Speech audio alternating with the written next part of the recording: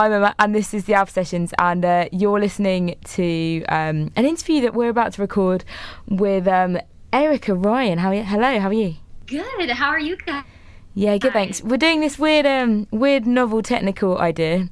Erica is all the way in Nashville, and we're speaking to her on Skype. What's it like in Nashville, Erica? Right now it's really hot and humid, but clear skies, but I'm ready for some dry weather. Every time I go outside, it's just super sticky, but I hear London's kind of cool, really nice, so maybe I should come over there for a bit. So, have you always lived in Nashville, or? I've lived here for the past 4 years, but I'm from north of Atlanta, which is just about 4 hours away, so it's pretty similar. I didn't feel like I was moving into a culture shock when I moved here. Okay, cool. And the music thing, did you move to Nashville because of your music? Because you thought it would help your music? Yes, exactly. Yeah, I knew I wanted to sing country music, and so I went to where country music is the biggest. So is it the way people always think it is?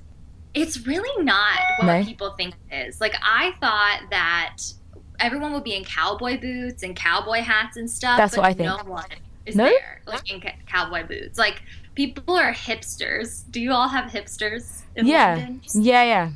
They wear the beanies and Converses and cool glasses. That's what everyone is like in Nashville. So really? You've just totally killed my Nashville illusion. I know, I probably did. There's one strip where all the tourists go that they sell cowboy hats, but people who live in Nashville don't even go there. I haven't been there in months. Wow. So, yeah, it's interesting.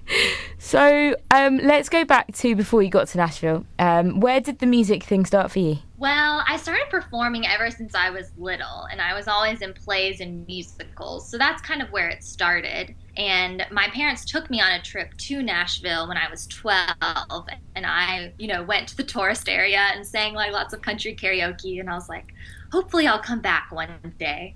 And then fast forward a couple years later, and I came back. So what has Nashville got that Atlanta hasn't got in terms of the music thing? Well, Atlanta does have music, but it's more rap and hip hop and maybe some rock here and there. But if you really want to do Americana or country kind of rootsy stuff, you kind of need to go to Nashville or Asheville, North Carolina has some of that too, but Nashville's just the big hub, and it's really been awesome because there's so many songwriters here.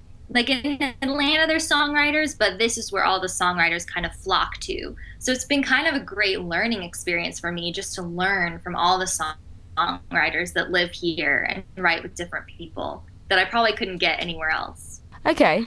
Now, speaking of writing music, you've written a load of your own stuff. You've recently released your debut EP. Really recently, actually. Friday. Yeah. It's called Jericho. Can you talk to us a little bit about the process, how it came about, and what the process was like in putting the songs together? Yes, it's been a long process because when I moved here, I really didn't know much about what I was getting into. So I spent a lot of time just learning and crafting songs, and I moved here in 2012, so now it's 2016, and I released my first EP. So I've had 4 years of prep.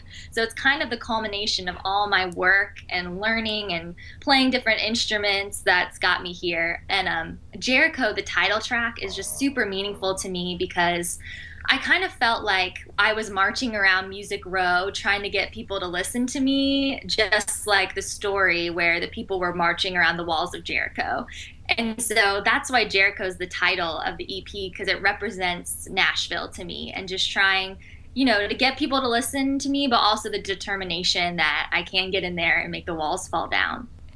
So the songs that were picked for the EP, were they written especially for the EP, or were they a work in process over the last 4 years? Or yes, a lot of them were works in progress over the last 4 years, but Jericho was actually, I had the idea probably 3 years ago, but I didn't write it until I was working on the EP. So that was the most recent one that I did. Okay, and did you go into the process with a clear idea of what you wanted, or was it very much go into the studio, see what happens, have a few ideas, but we need to see what works?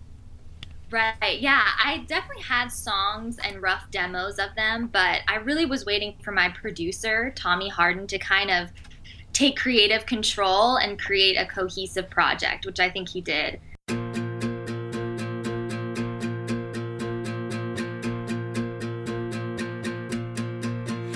built it brick by brick. Around your heart you made it stout and thick. Every rampart to keep the ache at bay. Always on guard for now, for now. You won't invite me in, inside your halls. Let me come right in and risk it all. I'm gonna fight until I see it all fall down, fall down. I'm gonna march round Jericho. I'm gonna shout out loud round Jericho till the walls fall down, till the walls fall down, till the walls fall down. You may be tough to reach, but worth the wait. Impossible to breach, but worth the chase. A million miles before me, and my fighting boots are laced, are laced. I'm gonna march round Jericho. I'm gonna shout out loud round Jericho till the walls fall down, till the walls fall down, till the walls fall down, fall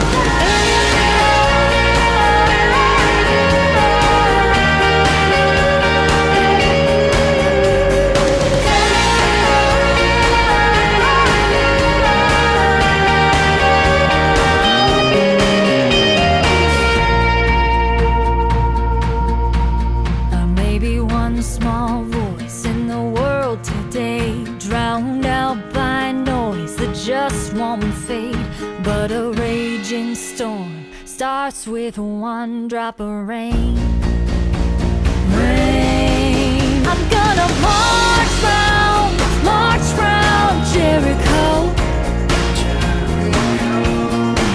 I'm gonna shout out loud round Jericho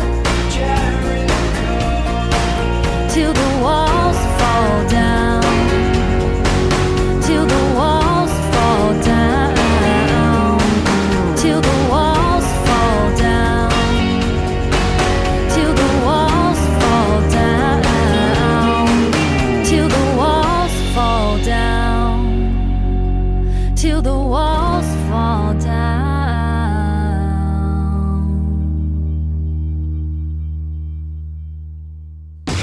The Alpha Sessions. So where do you get the inspiration for your music from? Well, I don't really know. I think just because I grew up singing so much, and I moved to the South really early in life, so I was listening to country a lot. I just think that was always the style of music that I liked, and I was doing musical theater originally. That's what I grew up doing, and that's what I majored in college. But and I really loved acting and I loved singing, but I was like, you know what? I kind of just want to create my own music. I was always performing other, things that other people had written. So moving to Nashville and writing country music was kind of my creative outlet, even though I've been singing my whole life. Do you find it a lot more personal singing your own stuff to singing other people's stuff? Yes, absolutely. I mean, there's definitely things you can relate to with other people's stuff because we all share the same emotions, at the core of everything. But writing my own music definitely, has a personal touch to it. And I think it just comes across as really genuine when other people are listening to it. If, you had the story that you wrote behind the song. Yeah, it strikes me as feeling a lot more raw when things like that happen. And it can kind of be emotional on stage. It's kind of scary, too, at the same time, just putting your life out there in front of everybody, because people want to hear the stories behind the songs, and you have to be like, hey, this was a time that really sucked, and now I'm going to sing about it, but you'll probably relate to it. Speaking of playing live, I guess, when you play your own songs, you've recently done an online stage release. And what is that? How does that work? So it's really cool because over the years, I've just gotten listeners that live all across, the globe, and I can't always get there on tour because it's so, expensive to travel when, you're not bringing in all the big bucks. So the online concert is great because everyone can just tune in from their laptop. And I usually make them pay what you can, so they just pay, as little or as much as they want to tune in, because I just want people listening, and I get together a little band, and, we're pretty good with the audio. We can kind of make it sound pretty good, even though it's streaming, through the internet. But it's really one of my favorite things, and people can chat while you're doing it, so I can respond to questions or comments during the show, and it's super interactive, and I love doing it, so I'll probably do it again down the road. That's so cool. I've never heard of that before. Has it been around for a while then, or? Well, I started doing it the past probably year and a half. But yeah, if you go to stageit.com, or there's another one called Concert Window, you can kind of just browse and see what artists are doing it. Some really big artists are doing it just because it's a great way to connect immediately without planning a whole tour. Yeah, absolutely. So cool. And what about your music? When you're not working, what kind of artists and musicians do you like to listen to yourself? I love listening to Need to Breathe. Do you listen to them? I don't know them at all, actually. What are they like? Oh my gosh, they're super rootsy and soulful, but also a rock band. Okay. I highly recommend them. They are so awesome. Need to Breathe. I'll check them out. I'm making a note right now.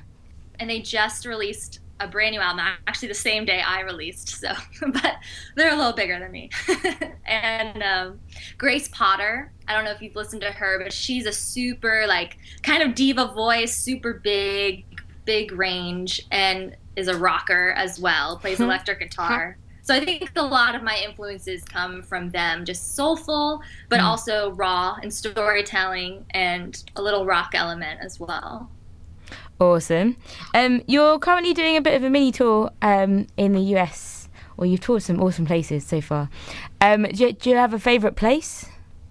Hometown shows are always special when I go to Atlanta, Georgia, where I'm from, and play there. So those are always special. But it's always nice to really just anywhere that people haven't heard the music, and then all of a sudden you can kind of tell that they're into it. And that's just super gratifying to be like, whoa, it's more than just my mom that's listening now. We can reach new people, so it's awesome. Do you think in terms of your career it's grown quite steadily, or has it just kind of happened overnight?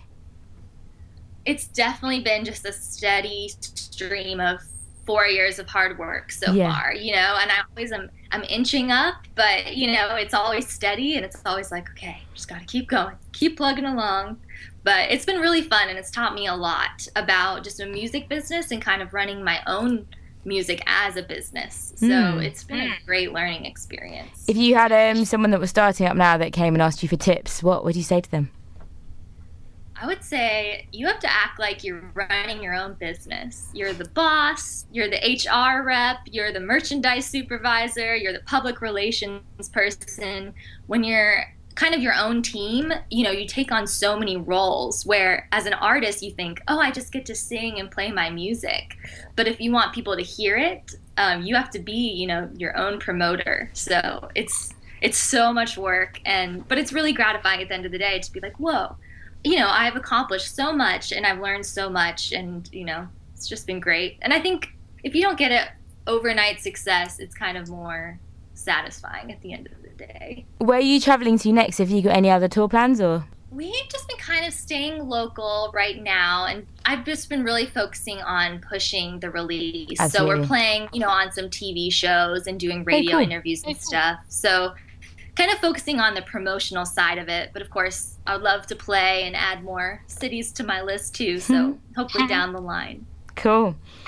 And obviously you released the EP really, really recently.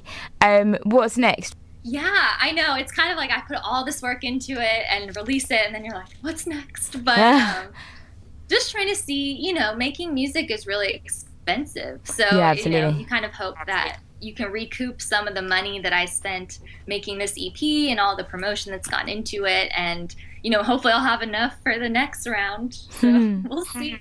Really difficult question to end with, I suppose. If you could collaborate with anyone in the world musically, who would it be and why? It's so hard because there's so many people that I love. But I think Bruno Mars is just a standout songwriter and musician and singer to me. So, I mean, that would just be amazing. You know, do you listen to him at all? Yeah.